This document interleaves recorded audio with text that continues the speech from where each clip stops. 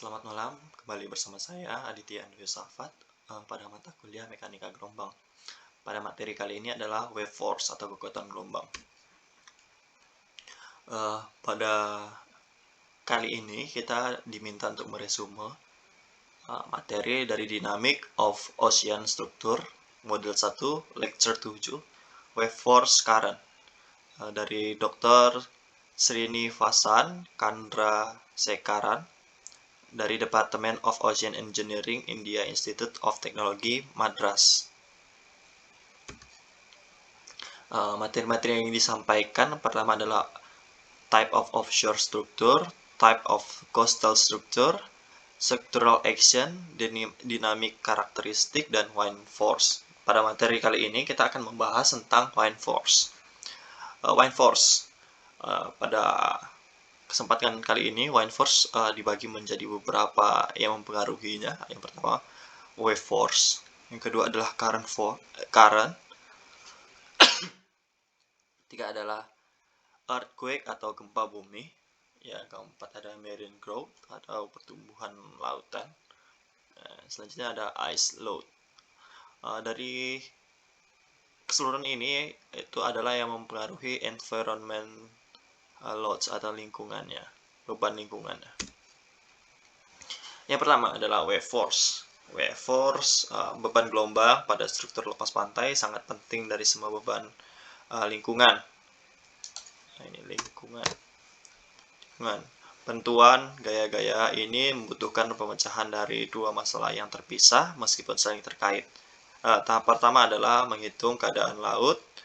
Keadaan laut dihitung menggunakan idealisasi profil permukaan gelombang dan kinematik gelombang yang diberikan oleh teori gelombang yang sesuai. Kedua adalah komputasi pada kekuatan gelombang pada individual members dan pada keseluruhan struktur.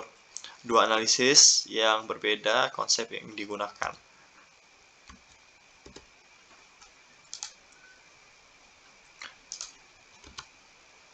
Yang pertama adalah single design wave analysis. Design wave yang ditentukan dari tinggi dan periode. Gaya akibat gelombang dihitung menggunakan orde tinggi dari teori gelombang. Periode ulangnya adalah 100 tahun. Tidak ada perilaku dinamis struktur yang dipertimbangkan.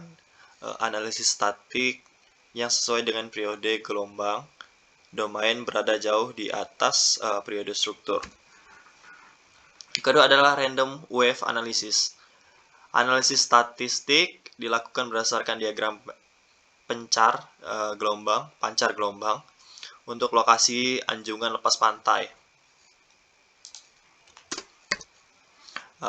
Spektrum gelombang yang sesuai ditentukan untuk melakukan analisis dalam domain frekuensi. Spektrum gelombang yang sesuai digunakan untuk menghasilkan gelombang acak jika analisis dinamis untuk beban gelombang ekstrim diperlukan untuk struktur perairan dalam. Dengan metode statistik, gaya maksimum yang paling mungkin selama umur struktur dihitung dengan menggunakan teori gelombang linier. Pendekatan statistik dipilih untuk menganalisis kekuatan fatigue dan respon dinamis dari anjungan lepas pantai.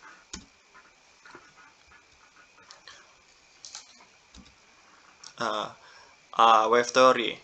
Ini ada wave teorinya. Wave theory yang dideskripsikan wave kinematic water practice velocity and acceleration. Dari velocity dan accelerationnya on basic of potential theory, dari potential teorinya. Gelombang diasumsikan menjadi long crest. They can be described, bisa dideskripsikan by a two-dimension, dari dua dimension flow field and are characteristic by the different parameter, dari parameter yang berbeda dari karakteristiknya. Ada wave height, tingginya, ada tinggi gelombang, ada periode gelombang, ada kedalaman air laut, D-nya, wave number, ada angka gelombangnya, ada circular frekuensi, dan Silice frekuensinya dalam bentuk F. Common wave theory. Common wave theory ada teori-teori yang mendukung untuk ini. Yang pertama adalah linear airy theory, ada teori Stokes 50 order theory, ada solitary wave theory, Knoidal theory, ada dense stream function theory, dan ada numerical theory baik Capellard. Ini ada menjadi definisi of wave parametersnya. Dapat digunakan teori gelombang yang sudah disebutkan tadi, yang ditunjukkan dari ini. Nah, ini adalah rumus-rumus dari teori gelombang. Si surface elevation-nya dari elevasi laut, muka lautnya. Silakan dipelajari lebih lanjut. The horizontal and vertical practical acceleration at any location menurut X dan Y, and time T are given by seperti inilah rumusnya. Selanjutnya ada buoyancy force, beban tekanan pada objek yang tenggelam seluruhnya atau sebagian timbul dari bobot air di atasnya dan dari pergerakan air di sekitarnya oleh aksi gelombang. Tekanan bawah permukaan memberikan besaran tekanan yang ditentukan oleh teori Airy. Salah satu efek tekanan pada bagian terendah struktur lepas pantai adalah untuk menimbulkan tekanan pada bagian struktur tersebut. Efek lainnya adalah menggunakan gaya horizontal dan vertikal pada komponen struktur. Gaya yang timbul dari tekanan bentuk yang terkait dengan aksi gelombang termasuk dalam Morrison equation.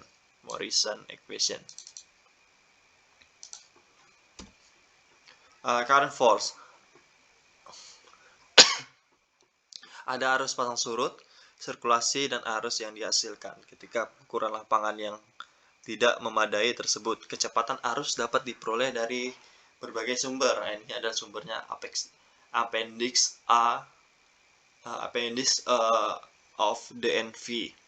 Dalam desain anjungan lepas pantai, pengaruh arus yang bertumpu pada gelombang diperhitungkan dengan menambahkan kecepatan fluida yang sesuai secara vektor. Selanjutnya ada earthquake loads atau gempa bumi, pengaruh gempa bumi pada struktur bangunan lepas pantai. Dalam seismik biasanya direncanakan untuk 2 tingkat intensitas gempa, tingkat kekuatan dan tingkat keuletan gempa. Untuk gempa, tingkat kekuatan didefinisikan sebagai memiliki kemungkinan yang wajar untuk tidak terlampaui selama umur platform atau rata-rata interval pengulangan 200-500 tahun. Struktur dirancang untuk merespon secara elastis. Kemudian ada pengaruh ice and snow loads. Ice jadi pengaruh es. Es menjadi problem utama untuk struktur laut pada benua Arktik dan zona subarktik. Jadi pengaruh ini dapat kita lihat pada zona-zona yang memiliki es atau daerah dingin. Kalau di Indonesia sendiri kan merupakan daerah yang panas, jadi nggak ada es. Atau kayak seperti selain di kutub utara dan kutub selatan mungkin tidak ada pengaruh terhadap es ini untuk bangunan struktur. Selanjutnya, es merupakan pembentuk dan ekspansi yang biasa memberikan tekanan yang besar secara horizontal maupun vertikal. Besar dari balok es yang didorong oleh arus, angin, dan gelombang dengan kecepatan yang bisa mendekati 0,5 sampai dengan 1 meter per sekon bisa menghancurkan struktur dan membuat dampak yang besar. Jadi, pengaruh es dengan kecepatan 0,5 sampai dengan 1 meter per sekon saja sudah bisa menghancurkan atau bisa menyebabkan kerusakan pada bangunan struktur. Jadi pengaruh ice and snow loads ini sangat lumayan berbahaya untuk bangunan struktur. Selanjutnya ada loads due to temperature and variation. Jadi pengaruh dari variasi temperatur. Struktur bangunan lepas pantai dapat menjadi objek untuk membentuk panas yang berlebih. Jadi panas yang berlebih ini karena biasanya kan struktur utamanya adalah dibangun menggunakan besi kan. Jadi pengaruh temperatur dengan pengaruh udara karena besi sendiri tidak tahan oleh korosi. Jadi pengaruh dari temperatur ini dan pengaruh lingkungan dari laut sendiri dapat mempengaruhi dari kekuatan besi tersebut. Dampaknya pada struktur bangunan lepas pantai tersebut. Selanjutnya adalah tingginya temperatur udara dan keadaan laut yang ekstrim yang terjadi menyebabkan keadaan struktur yang harus diperhitungkan. Jadi pengaruh dari temperatur sendiri dan keadaan laut ini mempengaruhi dari struktur bangunan. Contoh yang saya telah sebutkan tadi, karena besi tidak tahan oleh korosi, jadi ini menjadi perhitungan bagi desainer maupun engineering dari pembangunan tersebut harus memperhitungkan secara matang tentang pengaruh dari temperature variation tadi. Marine growth atau pertumbuhan laut adalah akumulasi dari member yang terendam. Jadi pengaruh pertumbuhan laut ini juga mempengaruhi dari struktur bangunan laut. Efek utamanya adalah untuk meningkatkan gaya gelombang pada member dan meningkatkan tidak hanya area dan volume yang terbuka, tetapi juga koefisien hambatan kekasaran permukaan lebih tinggi. Jadi dapat menyebabkan kerusakan juga pada bangunan struktur. Selain itu, ini meningkatkan massa unit anggota atau member tadi yang menghasilkan beban gravitasi yang lebih tinggi dan frekuensi member yang lebih rendah. Tergantung pada lokasi geografis, ketebalan pertumbuhan laut bisa 0,3 meter atau bisa lebih dari 0,3 meter tersebut. Type. Pengaruh pasang yang mempengaruhi struktur bangunan laut tergantung pada variasi level permukaan air lautnya. Jadi pasang itu sendiri mempengaruhi dari bangunan struktur tersebut.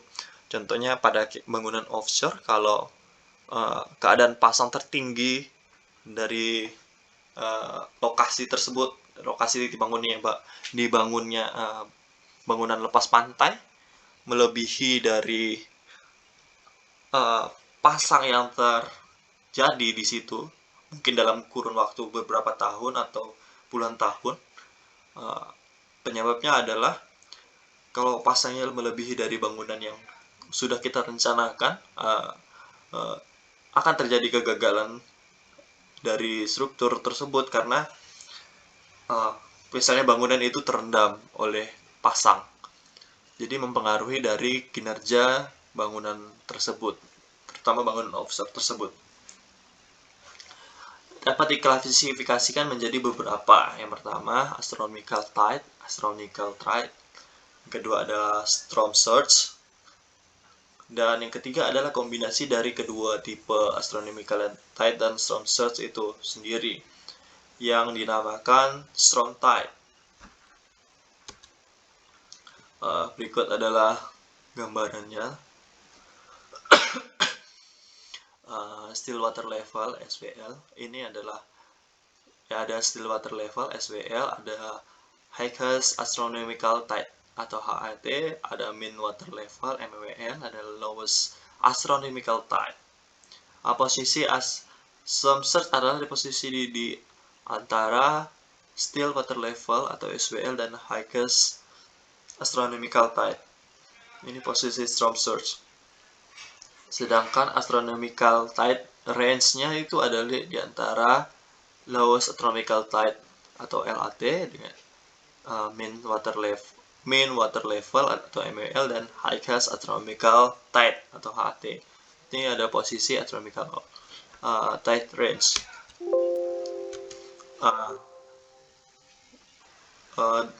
Untuk lebih lanjutnya lagi, teman-teman sekalian bisa melihat sumber dari resume video yang kami lakukan ini pada sumber YouTube yang sudah saya cantumkan. Baiklah, terima kasih atas perhatiannya. Semoga apa yang telah saya sampaikan menjadi bermanfaat bagi kita semua. Selamat belajar, salam sukses.